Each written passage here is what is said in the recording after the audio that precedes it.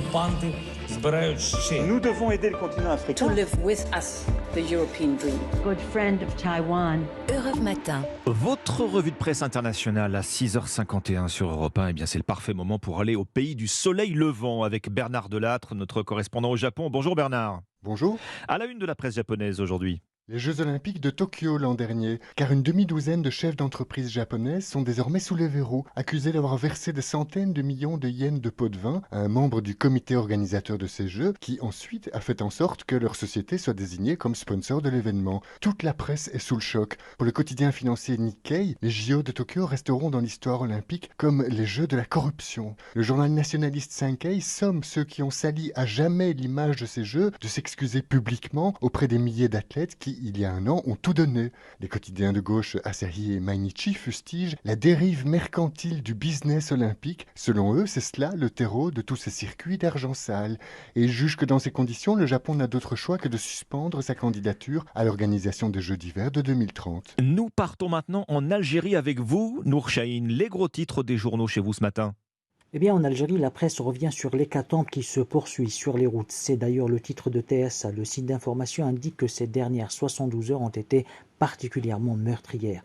Au moins 24 personnes sont décédées sur les routes entre jeudi et mardi. Face à ce décompte macabre, le président de la République a réagi lors d'un conseil de ministres. Le président Tebboune ordonne un durcissement des sanctions contre les contrevenants au code de la route, selon le journal El Watan. Parmi les mesures qui devraient voir le jour prochainement, l'imposition du contrôle technique trimestriel au lieu de celui annuel, précise l'expression. Des mesures strictes à la hauteur du drame qui se joue sur les routes algériennes, commente El Khabar. Le quotidien rappelle qu'en 2021, l'Algérie a enregistré près de 22 000 accidents de la route qui ont fait plus de 3 000 morts. On passe maintenant la frontière et nous voici enfin au Maroc. Alexandre Blanc, vous nous livrez les unes de la presse marocaine.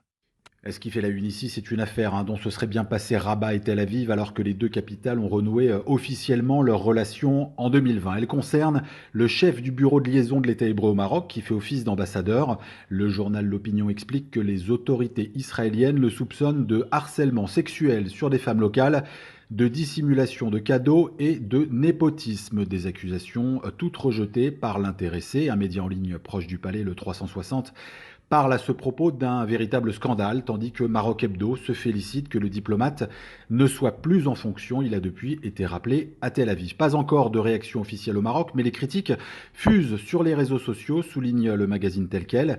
Le site Yabiladi, quant à lui, donne la parole à une association de défense des droits des femmes.